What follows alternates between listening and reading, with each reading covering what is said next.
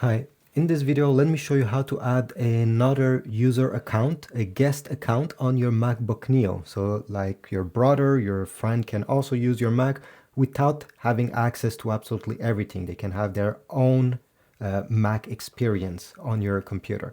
So go make sure first of all you're logged in into the administrator account, and you're probably in. If you only have one account currently on the Mac, well, you're probably already logged into the administrator account.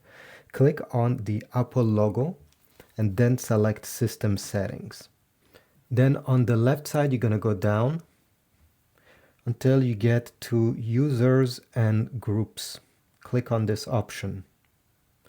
Right now, as you see, the admin is me, and that's the only account currently on the Mac. It's probably also your case. Now you can do two different things. First of all, you can simply enable guest user, and it will be called guest user, and this is it. To do that, well, you can click the eye icon beside guest user. Then you need to check this first option. You will have to confirm the password of this Mac to enable this feature.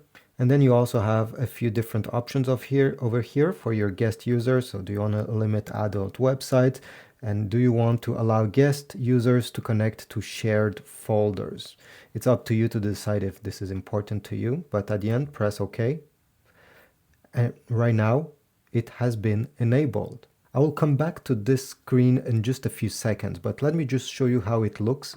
So if I go on the Apple logo, select log out of my admin account, log out.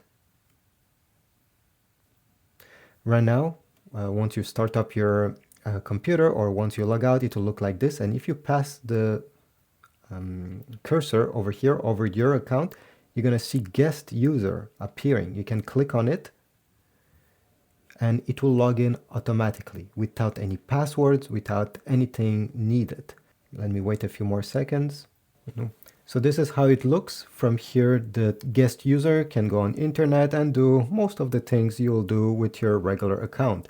Now let's jump back where we were previously in case you want to create an actual user account with a specific password that the person can go back every time and found their stuff there. Why do I say this? It's because if I go over here and select log out guest user, it will tell you that everything that they created on this guest user account will be deleted. See, delete files and log out. So it's not a permanent account. It's mostly for somebody that comes one time, two times, and that's all. They don't have their homework or their project on your computer. Now I will log in into my main account. Okay, so now we are back where we were before. User and groups. Guest user is turned on. You can also click add user, enter the password of your current admin account. First option, new user. You have standard. You can give this user administrator powers. So his or her account will be able to do the same thing as yours account when time comes to install things and many other things. You'll have to type the full name of this user over here. Then you have to type the account name. That can be the same thing as the full name.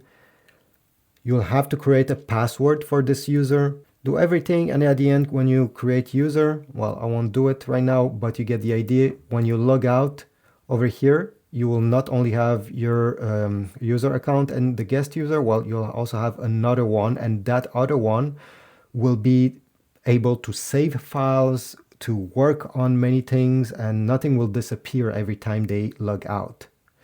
But overall, this is it. I hope this was useful. Comment, leave a like, subscribe, and I will see you in the next video.